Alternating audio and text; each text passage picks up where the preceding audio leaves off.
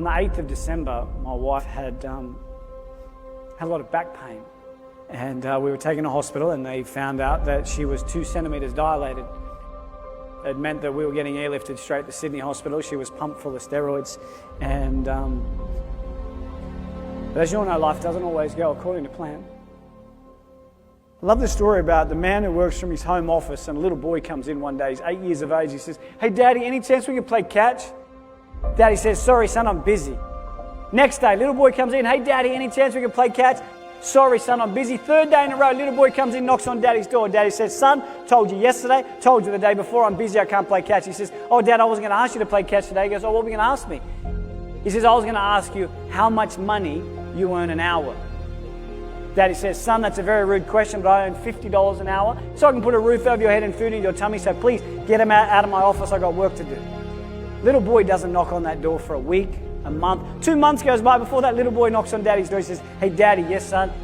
"Daddy, over the last 2 months, I've been mowing lawns, I've been pruning trees, I've been doing every single chore that my mum has asked of me, and I've been able to raise $25. Daddy, I was wondering if I could give you this $25. Could I please just have half an hour of your time?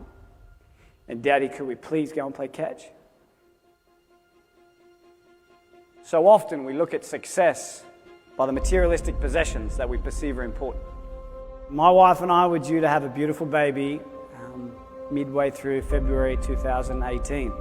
On the 8th of December, my wife had a lot of back pain.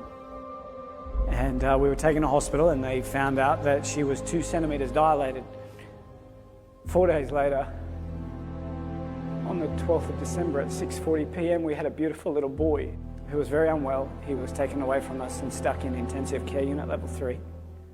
They thought he had an illness called sepsis. They told us that we had maybe 4 days with our little boy. And that afternoon he was put straight back on a plane and he was airlifted back to Sydney. He stopped breathing twice on the plane. I would give away every little bit of success I've ever had to have a healthy little boy come and knock on my door and say, "Hey, Daddy, any chance we could go and play catch?" But then about a week after we got back to Sydney, I captured his first little smile.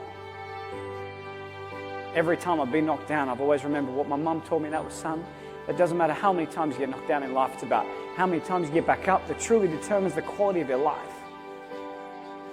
And I remember that day I thought, you know what, everything's going to be okay. What makes today even more special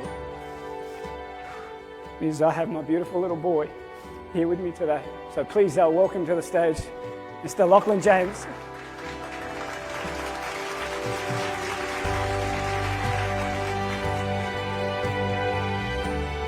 We love him more than we could ever imagine. He's opened up a new valve in my heart for me to truly understand now what love is. And I'm so grateful every day to have this little boy in our life.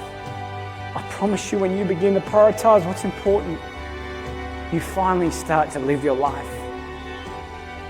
Spend your life working so hard to enjoy that life that you have been blessed with.